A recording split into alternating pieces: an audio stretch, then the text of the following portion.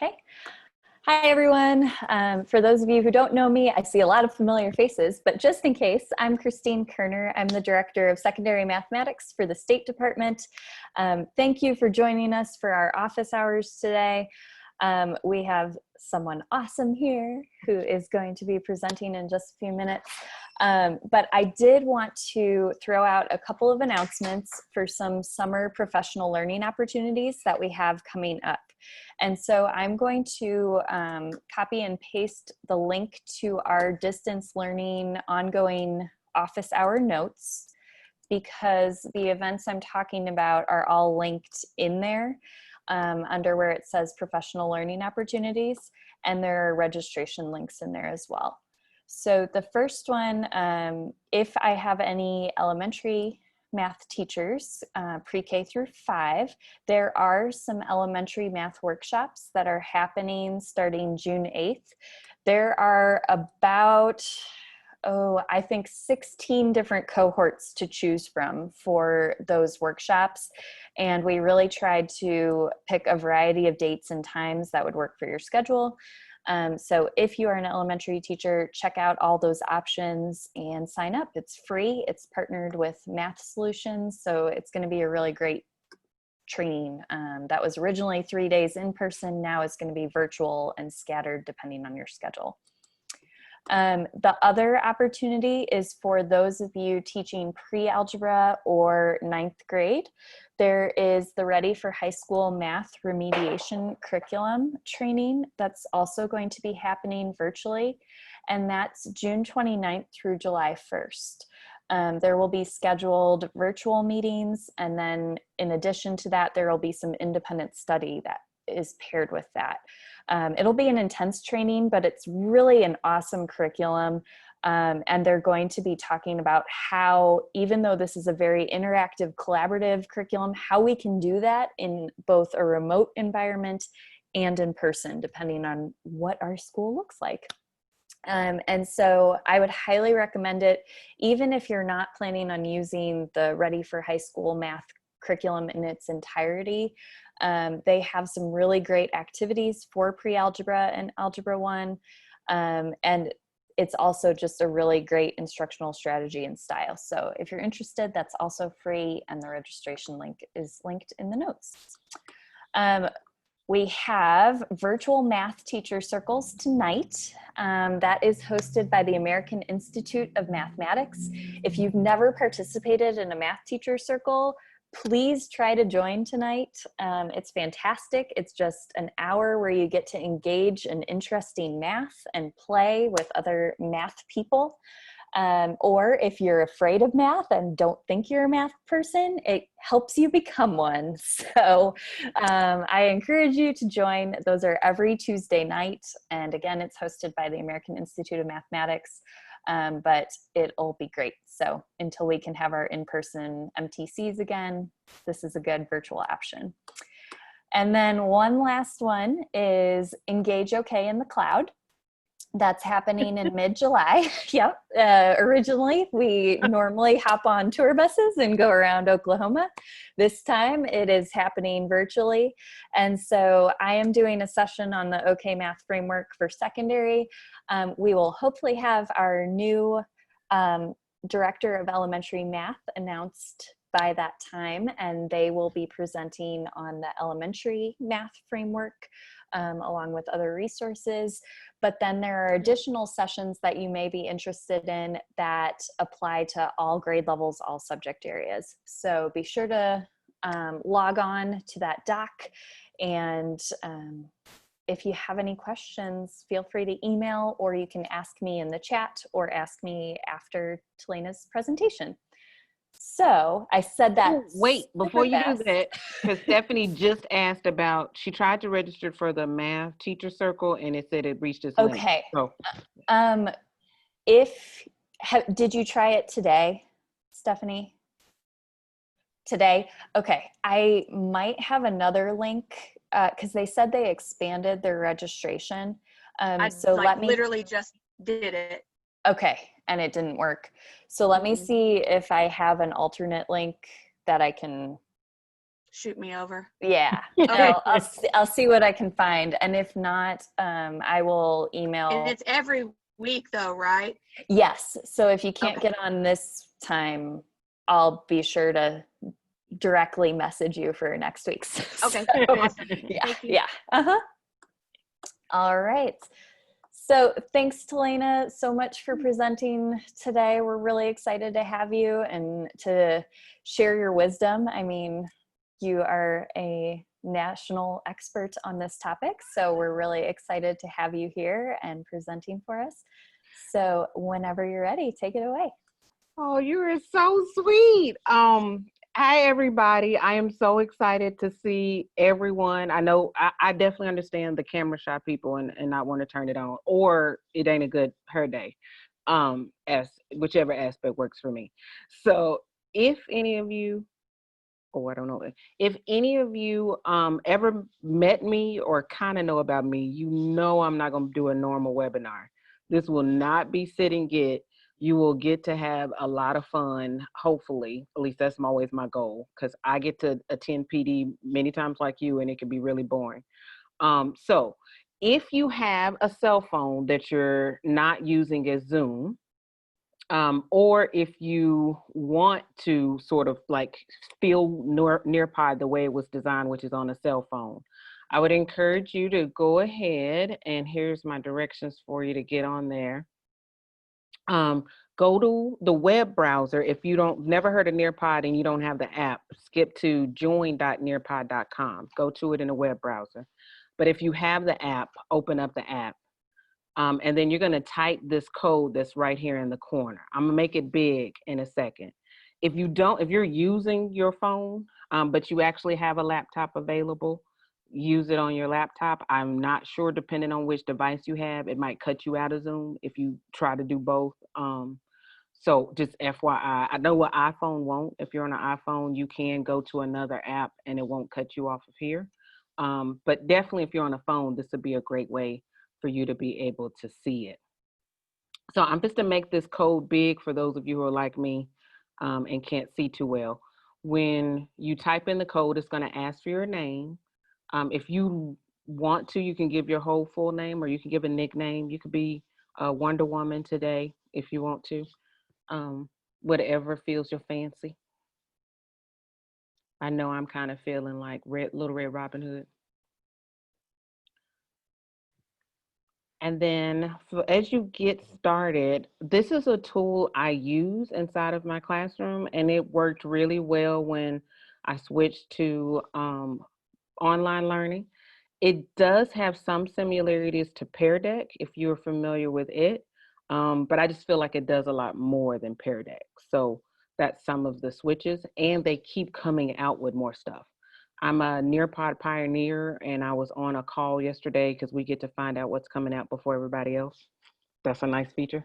And I found out about some new features that they told me I can't tell you about, but I'm telling you, it just keeps getting better and better. So you definitely maybe want to check it out over this summer. But for right now, you get to just be a student in my experience. So let me see how many of us have joined. Yay! Right here, I can see that there's 8 of us who have joined. You're okay if you didn't join, because you could still just follow along with my screen. Of course, there is going to be some interactive parts, and you may be like, oh, shoot, I really wish I could type on my screen right now. So it's okay if you don't join the Nearpod. And at any time, join.nearpod.com, and this code is going to be in the corner. So I'm going to get us started. Basically, there's 5 or 4 different pieces to today's webinar that I want to go through. Just quickly telling you about me, that ain't really the biggest part, but I want you to experience PBL from a learning perspective. And then I'm going to wrap up with telling you the steps that I use to create PBLs. And then what questions do you guys have that I can answer before we close out. So there's a lot of stuff about me. And this will actually be given to you in a self-paced code as well. So you'll always have access to this for the rest of the year. I made the Nearpod code not to expire until the end of the year. But I work at Northwest Classen High School. I am actually a very proud Knight. I graduated from there as well in 1994. I've taught there for a while now, since 2007, but I've taught officially since 2005, everything including AP Calculus. I really fell in love with project-based learning when I first started teaching. I went to a school that said they did PBL. They unfortunately didn't do any training, which is a necessary part to do this well. But I fell in love with it. It was very much like my background. I'm not a regular math teacher. I was a journalist and an account manager and a telecommunications and financial planner. Like, I did a lot of things before I came into teaching. I just happened to choose math as the subject to do because I just didn't like the way people were so comfortable saying they're bad at it. So I travel around the country. Well, I used to. With the COVID, I'm not traveling. I'm doing a lot more online. But the picture you see of me is me training teachers in Ohio at that particular time on PBL. And it's really coming from my classroom. So what you see at the bottom on the right is one of the projects I launch at the beginning of the school year every year. So I'm a consultant through a company called Neither Near Nor Far, but I'm also a faculty member for PBL Works, and many of my projects are influenced by them, as well as just my own trial and error learning. So today, though, I'm actually going through with you my book. I'm an author as well. Stephanie makes me feel so wonderful. She like ear dog my book. I think it's almost probably you need another one from how much you've moved on it. It's available through my publisher, Proofread Press, or you can go on Amazon. It's both a PDF and not a Kindle version on Amazon yet. The company is looking at switching that, but you can get a digital version through Proofread if you prefer. And this is sort of what you're going to experience today is my book, which is also influenced by PBL work. So it's a combo. So I think I got almost everybody in. I am curious for those of you who are in, for me to know something unique about you, a little twist. Like if I was going to type, I would say, I love Betty Boop. So I'm going to start this activity. You're going to have 1 minute and 30 seconds to tell me anything about you, just one thing that we would find interesting. And 3, 2, 1.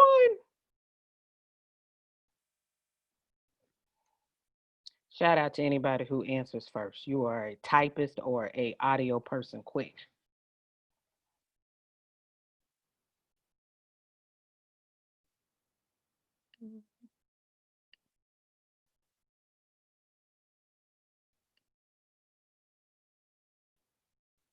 What? Russia? That is so cool. VW buses. Okay, I didn't see that one coming. I love VW, but I didn't think of the bus. What? An adult male prison? Wow. Y'all love y'all. Oh, I'm with you on the deep dish pizza. Actually, you had me at pizza.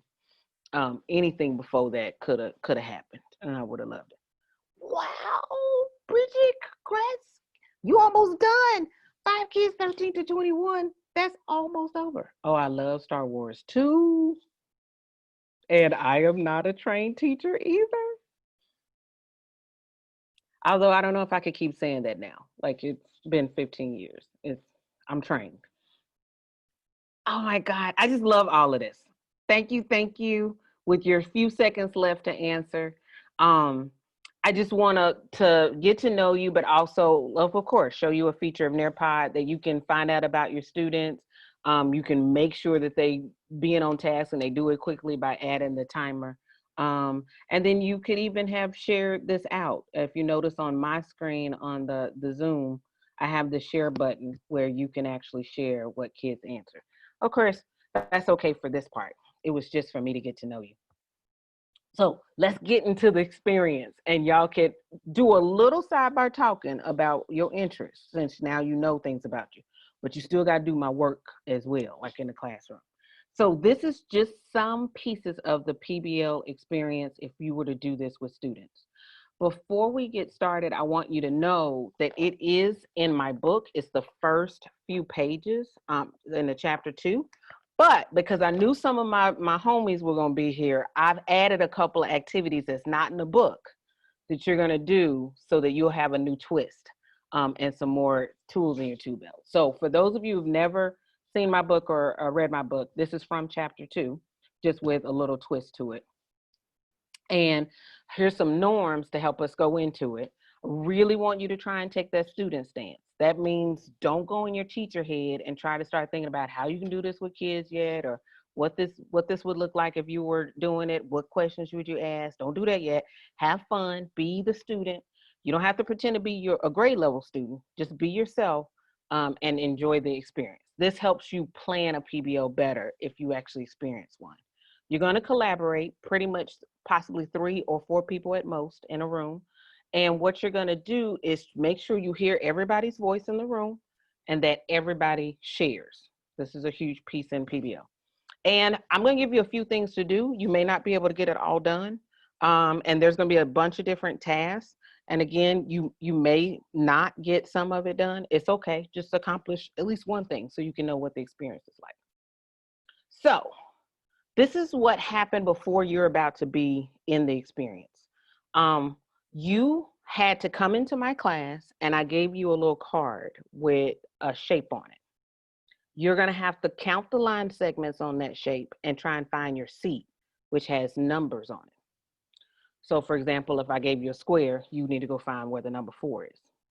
So you did that, probably thought I was a little goofy. How am I going into a class and finding my seat with these cards? I tell you this isn't a normal class. You're going to have a twist all the time, like the way you finding your seat was a twist. But the overall goal is for you to be a confident learner. So we're going to move into what really you're about to do. And so where you started discussing in our small little groups, what it's like to go to the movies. What feelings do it evoke? What comes out? And then we share out and write it on a whiteboard of what we feel. And so now here you come. You're going to go into a breakout room in a second. I'm just going to give you quick directions first. You're going to read this client request form. I'm actually going to forward the slide when you go into your breakout room so you'll see what the form is. And on a sheet of paper, or you can just open up a Word document, or just try and remember, if you can remember these 2 things. What is one thing that the document tells you you're going to have to do? What is one question that you have about that document that you are wondering what you have to do? Okay, so one question, one thing you know, and then you're going to share that with your teammates. Okay, so you almost ready to go into your breakout room with what you got to do? Yay! Christine, you ready to send them off? Yep, and you're getting punted into one too, just so you I know. will, yay! All right, here we go.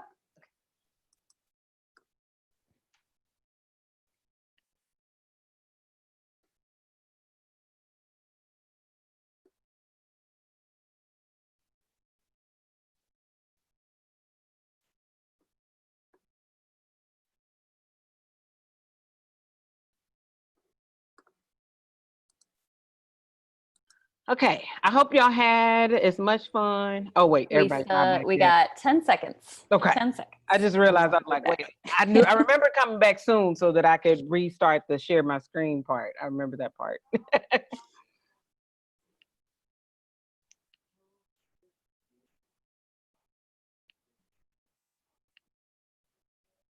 Okay, now we're officially back.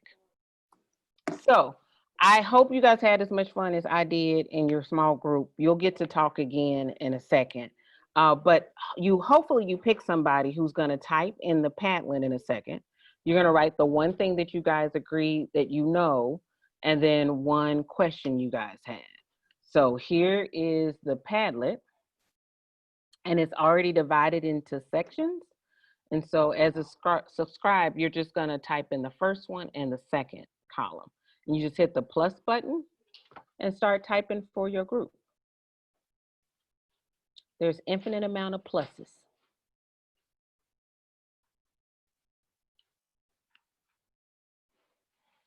And the what do you want to know is your question part.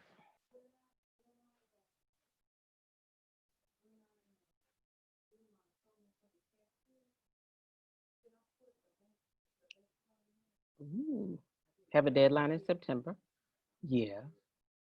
We need to design a popcorn container. That's a good thing to know. Ooh, why is large cheaper? And what shape is best for this?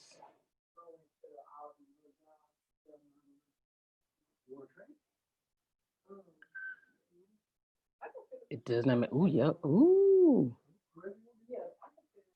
That person is a serious typist. All the cost and the charge. Do we need to design all four sizes or just one? Yay. Okay, I think that's all of it. Well, we had 4 groups, didn't we? Let's see. We ended up with 3 just because of the shifts 4. in Okay. phones and things. So we're good.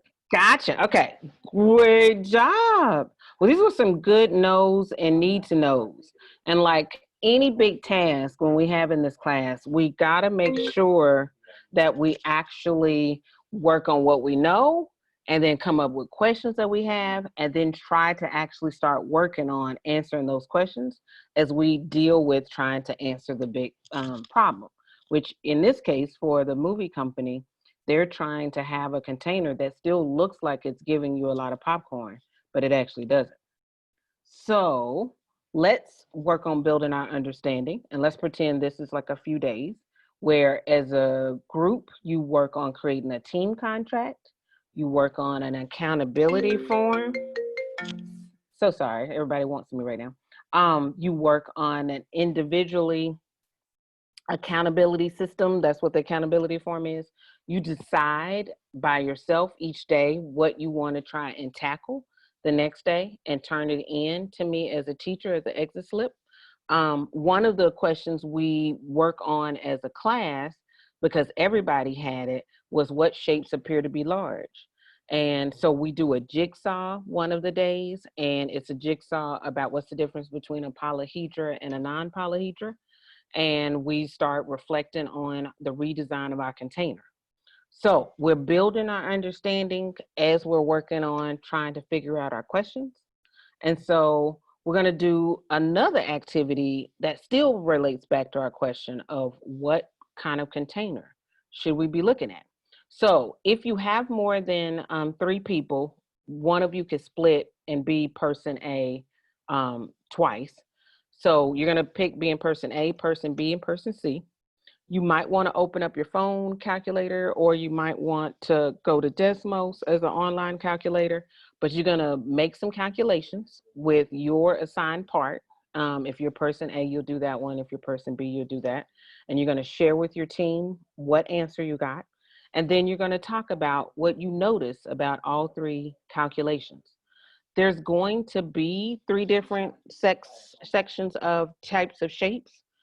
You may not get to all 3 sections. That's okay. But each 3 sections have these same things where you're trying to calculate 3 different times and you're trying to figure out what you notice 3 different times. So that's the biggest part of the task. So we're going to go back to the breakout rooms. We're going to do 10 minutes again, Christine. And again, person A, person B, person C, and it'll also be on the PDF to remind you of which questions that person has to do. So we're ready to be sent off to do these calculations.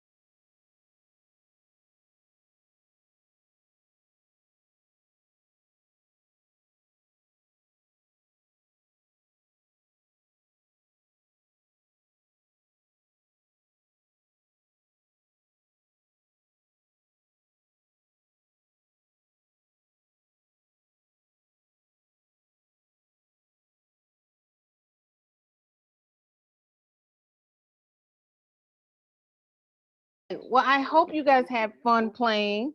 This is almost the end of our simulation. I just want to kind of tell you how it ends, even though you won't be able to like play anymore because we only got an hour. So you do different activities similar to that, but you also start to actually work on your draft of your popcorn container. So you start making a rough draft of it. You go through some revisions with feedback from peers and experts.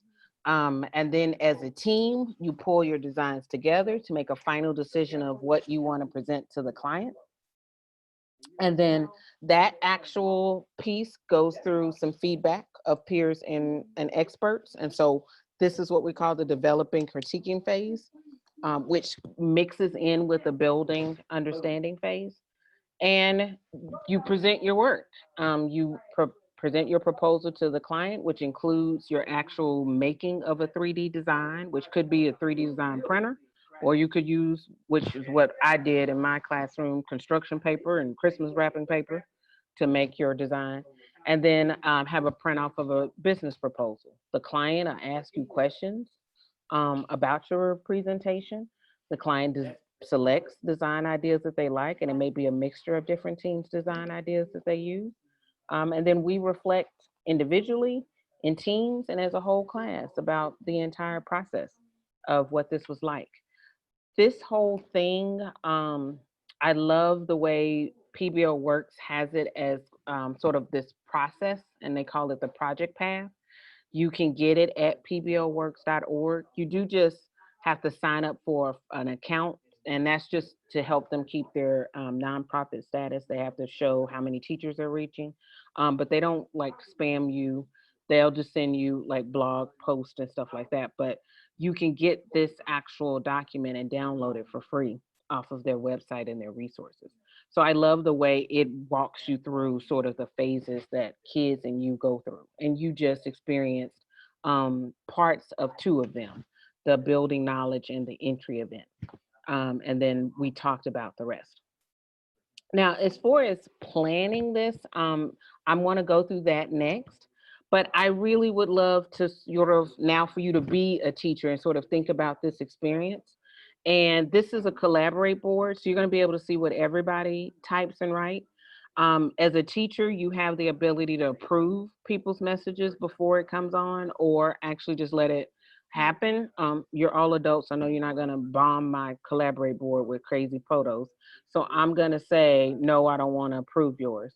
So you can use images, but really you can just type a few sentences or a sentence of what that was like compared to your normal math experience. So I'll give you a little bit of time to type, and you just press post after you type where it says share your thoughts here. And then we'll go over the steps, which is just quickly reviewed in my book, and then I'll open up the floor for questions.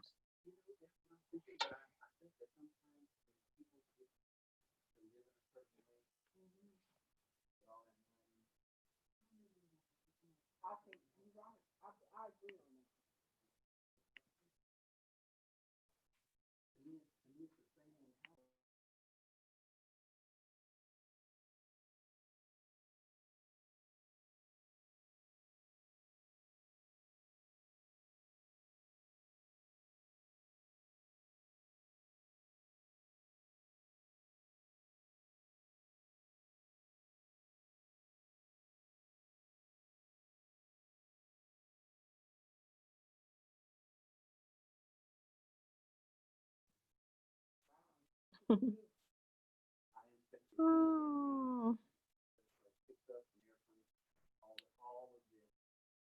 Oh my God, that is so cool, Stephanie. I had a cousin pretend that she was a movie theater owner. And she was the one the kids presented to. And then I had some local college engineers come in and talk about the mechanics.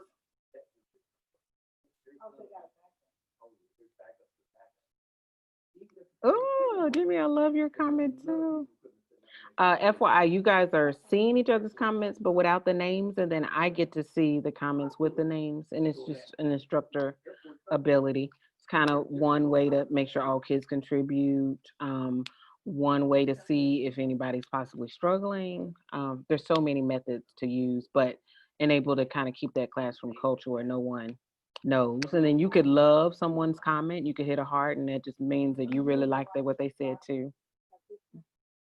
Stephanie, thank you so much, Stephanie, for saying buy the book, buy the book. And she also know that I will meet you anywhere to talk about the book. We had some great TEDs. Yay! Oh, Vanessa made it.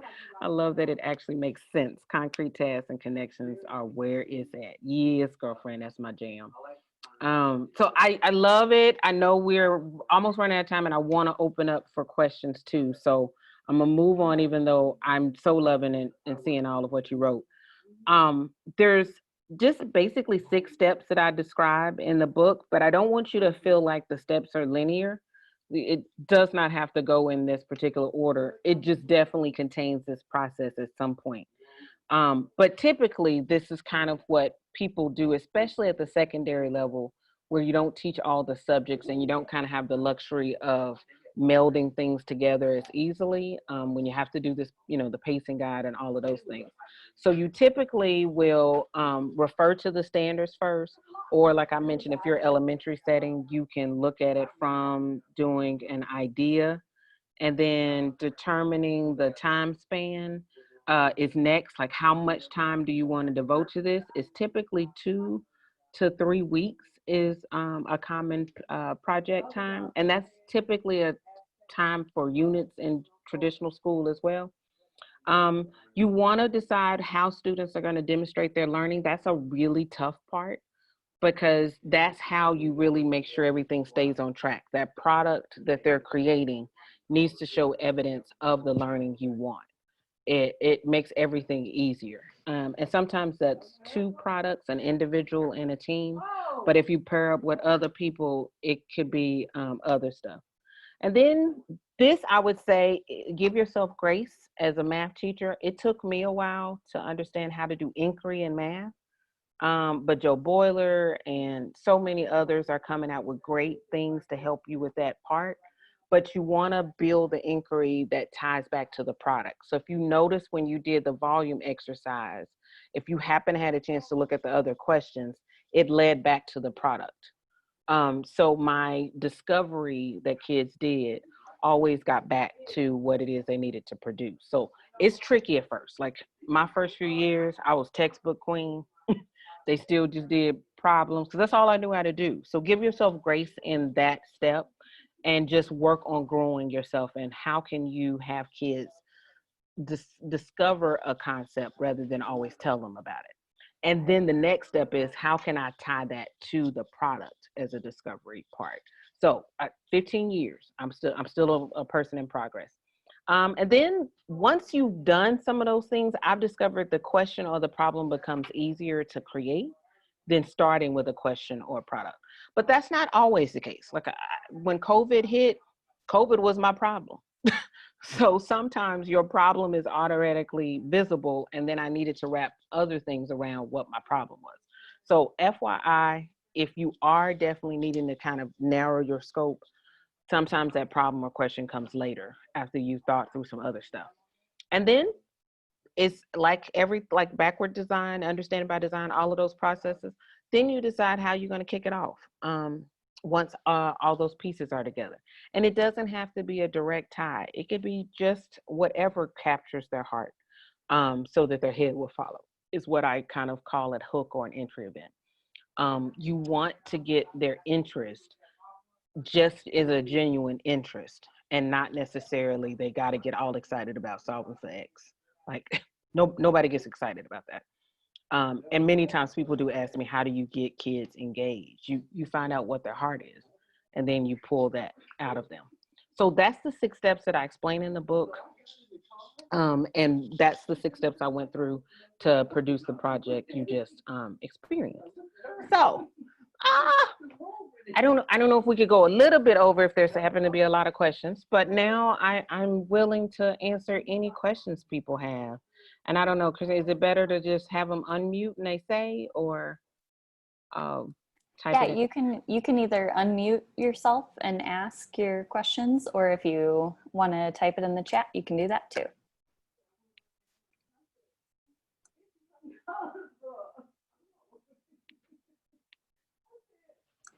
Oh, I do love the comic algebra book project, Stephanie. It is a really good one. How did you convert PBL to distance learning? That was a question that came up.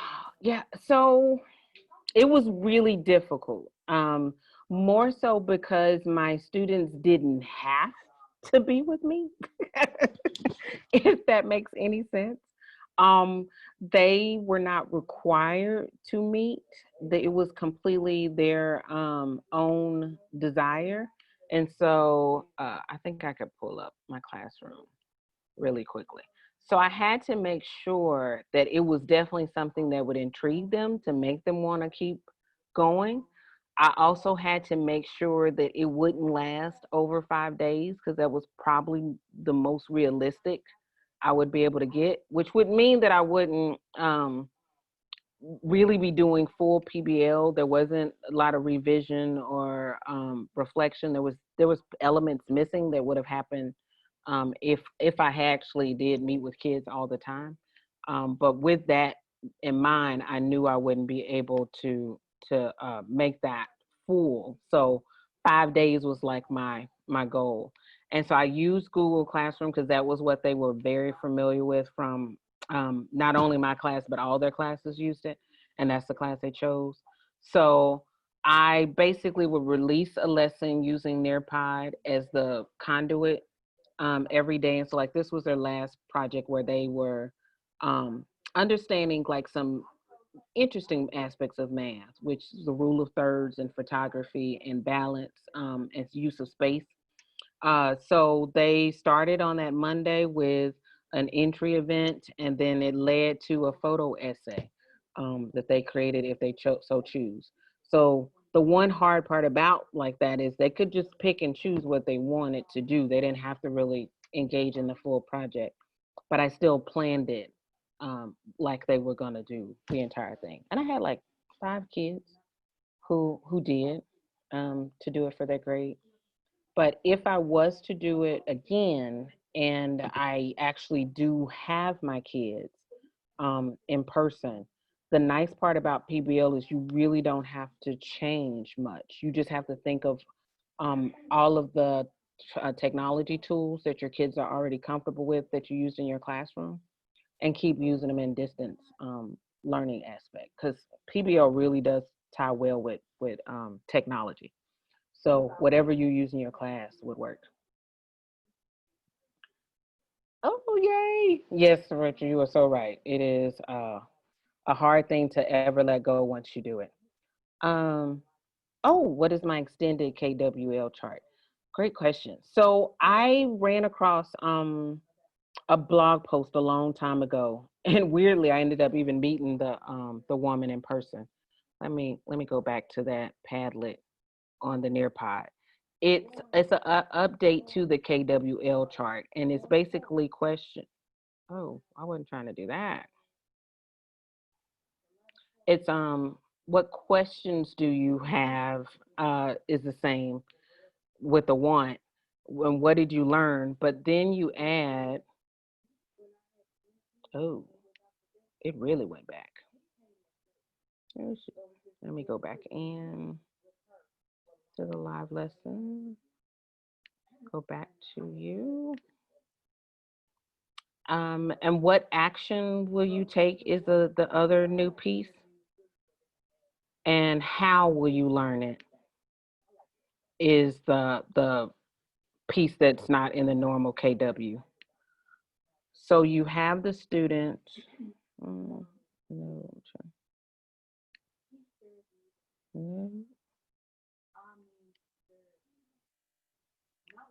oh, it's just further back than I thought. Oh, there it is. We'll put that back on your screen.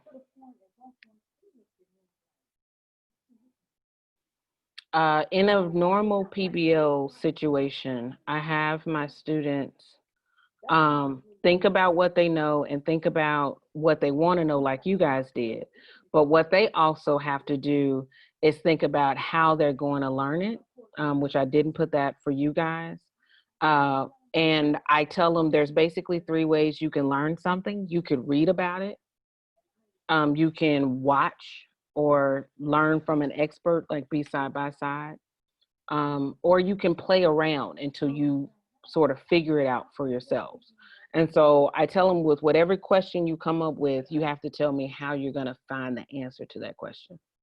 And initially, I tell just to get them to not use me all the time, not be like, ask Ms. Norfar, it's how they gonna learn everything. They can only use me once a week in a question. And then I like free them to ask me more later, but they typically never ask me more later because they realize I'm kind of useless compared to what they like and what they would rather do. I shouldn't say I'm useless. It's like they just get empowered and they know they don't have to get the answer from me. They have the tools and it can be a lot faster than waiting on me.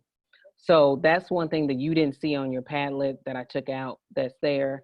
Then they think about what they learned. Then they think about based upon what they learned, what do they need to do with that learning? And then what new questions do they have as a result? And it kind of is my way of keeping the questioning cycle. So great question, April. Is that it? Or does anybody want to unmute themselves and possibly ask another question? There aren't any more questions in the chat, but feel free if you have any to unmute yourself or, oh wait, we did just get one. How would your student, or did your students already know how to calculate volume?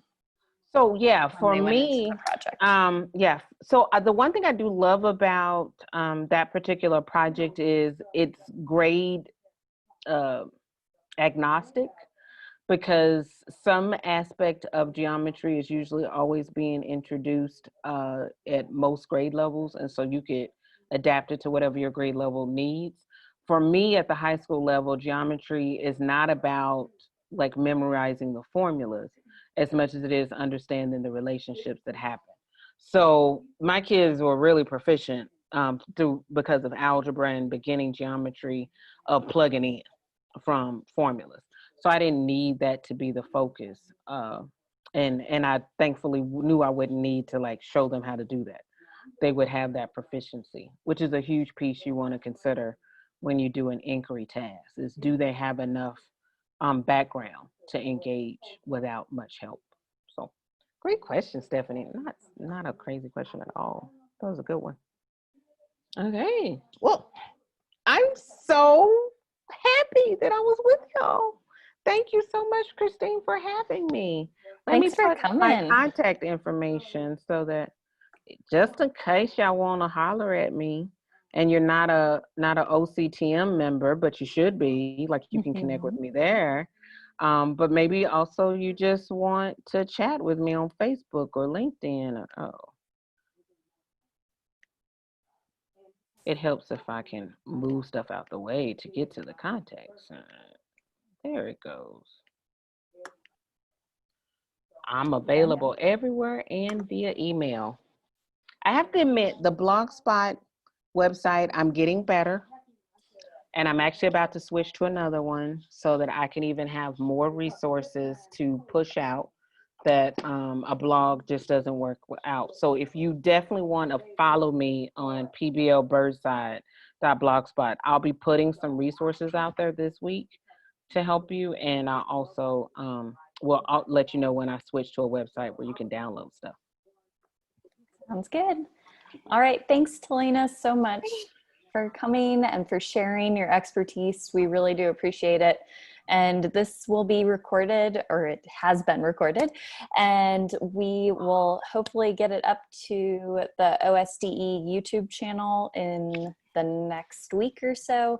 And then I'll put the link to the recording in our ongoing notes Google Doc, which I will paste one more time into the chat just so that you have access to it. It's also available on the SDE Mathematics site. There's a direct link to the notes there. But if anyone has any questions for Talina or for me, go ahead and stay on. Otherwise, have a wonderful afternoon.